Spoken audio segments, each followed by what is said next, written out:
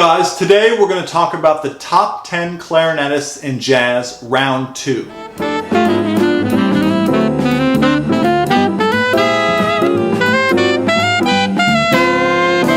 I'm really excited to talk about the top 10 jazz clarinetists, round 2. First, I'd really like to give a shout out to all of our Patreon supporters who give as little as $1 a month to help this channel grow. We really appreciate the support, and there are several perks to being a Patreon, and you can check out the link below. Don't forget to like, subscribe, and hit the notification bell to be notified about all of our future videos. Also, feel free to share the video as well as comment below about any thoughts that you have.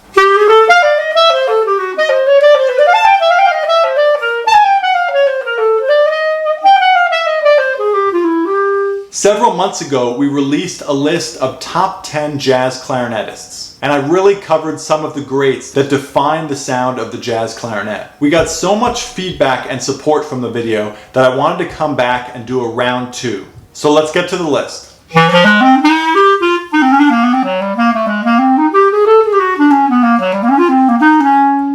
Coming in at number 10 for top 10 clarinetists in jazz, round 2, we have Tony Scott. Scott attended the Juilliard School in the early 1940s, and in the 50s he worked with Sarah Vaughan and Billie Holiday and won the Clarinetist Downbeat Critics Poll 4 times. He was known for more of a cool style on the instrument compared to his peer Buddy DeFranco, who was preferred in the United States for his more aggressive bebop style. Even so, the clarinet generally had fallen out of favor in jazz since the emergence of bebop. Consequently, throughout the 1960s, Scott lived and toured in Southeast Asia, Africa, South America, Europe, and Japan. In later years, Scott explored Buddhism and showed an interest in electronic music.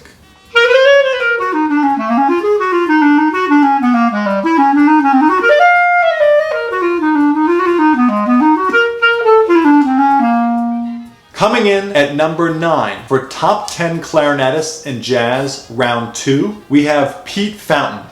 As a boy, he learned to play jazz by playing along with records of Benny Goodman and Irving Fazzola. By the time he reached his teens, he was playing regular gigs in the nightclubs on Bourbon Street. Fountain joined the Lawrence Welk Orchestra in Los Angeles, where he lived for 2 years, performing regularly on ABC television. In a later interview, Fountain said that he left the Welk Orchestra because champagne and bourbon don't mix. He returned to New Orleans and eventually founded Pete Fountain's Jazz Club. Fountain was a star, performing around the world, and he appeared on The Tonight Show with Johnny Carson 56 times. His clarinet work was noted for his sweet, fluid tone, which he demonstrated in over 100 albums under his own name. Some in a New Orleans style, and many others were instrumental pop records.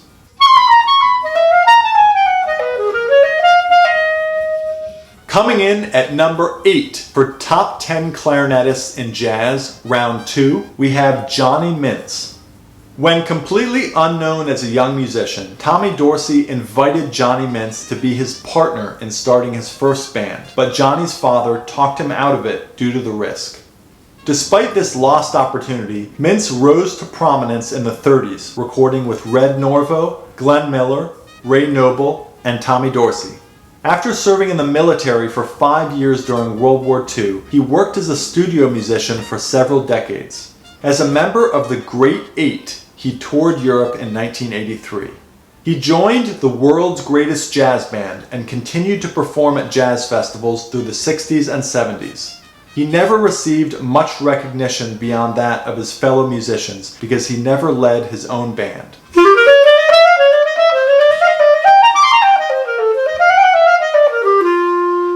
Coming in at number 7 for top 10 clarinetists in jazz, round 2, we have Eddie Daniels. Although Daniels is best known as a jazz clarinetist, he's also an astounding saxophonist and flautist. He first started on the alto sax and eventually earned his master's in classical clarinet from Juilliard. Daniels was a featured member of the Thad Jones Mel Lewis Orchestra, played with Gordon Goodwin's Big Fat Band, Richard Davis, Freddie Hubbard, Don Patterson, Bucky Pizzarelli, and Roger Kellaway. Daniels is a Renaissance musician, a virtuoso in both jazz and classical music, winning numerous Grammy Awards and nominations in both genres, and has torn down the walls separating them.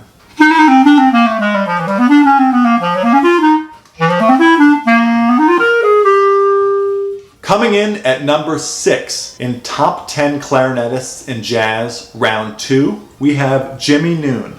Noone began his career in New Orleans, studying clarinet with Lorenzo Tio and Sidney Bechet. He performed with early jazz greats, including Freddie Keppard and Kid Ory. He then moved to Chicago, where he studied with the symphony clarinetist Franz Schupp and began performing with the cornetist King Oliver. In 1926, Noone led his own quintet at the Apex Club, notably without brass instruments, featuring the pianist Earl Hines. Maurice Ravel based his composition Bolero on an improvisation by Jimmy Noone. Jimmy's band made a big impression on none other than Benny Goodman for its movement towards virtuoso solo playing while keeping the tradition of New Orleans jazz. In his later years, Noone lived in Los Angeles, leading the New Orleans-style jazz revival of the 1940s.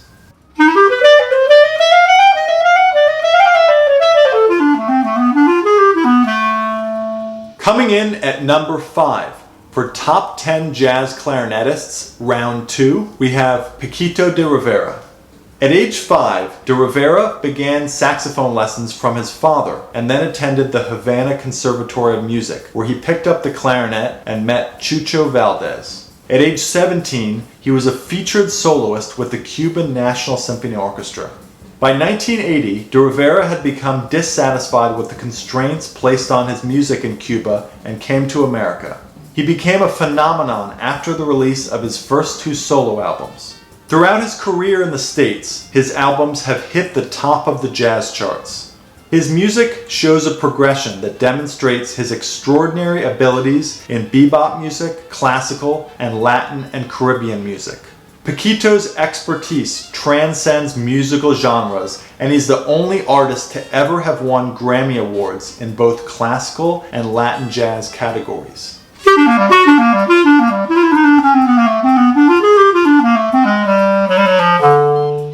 Coming in at number 4 for top 10 clarinetists in jazz, round 2, we have Buddy DeFranco.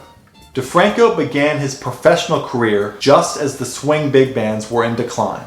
While most jazz clarinet players didn't adapt to this change, DeFranco successfully continued to play the clarinet exclusively and was one of the few bebop clarinetists.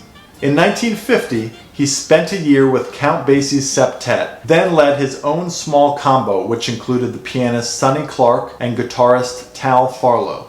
In the 60s and 70s, DeFranco led the Glenn Miller Orchestra. He's also performed with Gene Krupa, Art Blakey, Tommy Dorsey, Count Basie, Art Tatum, Oscar Peterson, Charlie Parker, Dizzy Gillespie, Miles Davis, Billie Holiday, and has released dozens of albums as a leader.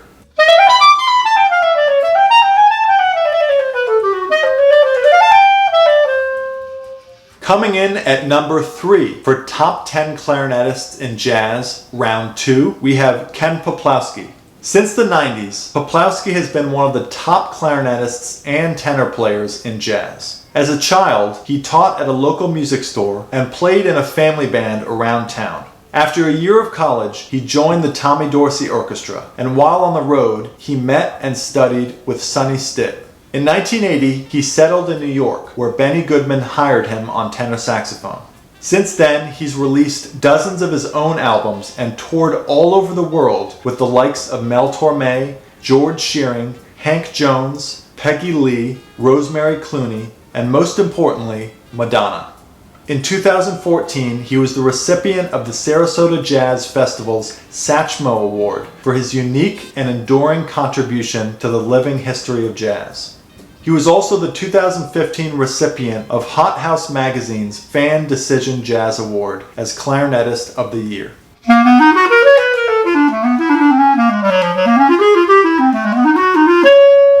Coming in at number 2 for top 10 clarinetists in jazz, round 2, we have Jimmy Dorsey. Dorsey played on an Albert system clarinet, differing from the more common Boehm system used by most of his contemporaries, including Goodman and Shaw. He played clarinet on the famous 1927 Bix and Tram recording of Singin' the Blues, as well as the 1930 recording, as well as the 1930 original recording of Georgia on My Mind. He's performed with Glenn Miller, Gene Golkett, Paul Whiteman, and Bing Crosby. In 1927, along with his brother Tommy, Jimmy Dorsey created the Dorsey Brothers Orchestra, and despite their immense success, the brothers frequently had disagreements and formed separate competing bands. Jimmy's final hit song, So Rare, became the highest charting song by a big band during the first decade of the rock and roll era. He's considered one of the most important and influential players of the big band and swing era.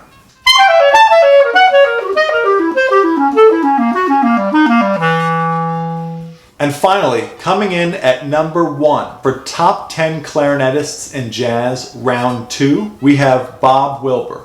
At age 16, Wilbur was introduced to Sidney Bechet through Mezz Mezzrow. He began studying privately with Bechet and eventually lived with him for several months. In 1948, Sidney Bechet sent Wilbur's group to perform at the Jazz Festival in Nice, France, and they shared the bill with Louis Armstrong.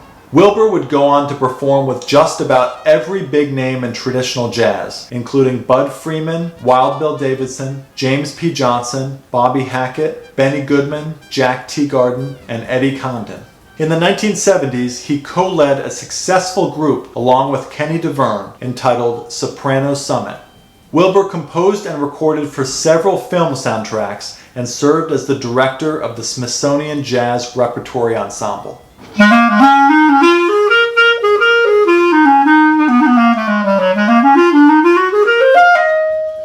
I was lucky enough to become friends with Bob Wilbur, and not only did I get to play with him on many occasions, but he hired me and my brother to tour with his group in Brazil. We also made a recording with him. His ability to bridge the bebop and New Orleans styles, in my mind, has never been replicated.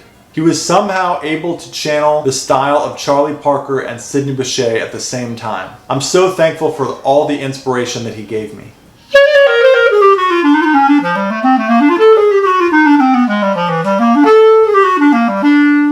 So that's it, guys. I hope you enjoyed the list. It was really tough to choose, but in the end, really fun to put together. There are dozens of others that I could have included as well, but I decided that these were the most deserving. Please let me know in the comments below about other ideas that you have. We really want to thank all of our Patreon supporters who donate as little as $1 a month to keep the channel going. Check out the link below with information and perks for being a Patreon. Don't forget to like, subscribe, and hit the notification bell, and we'll see you next time.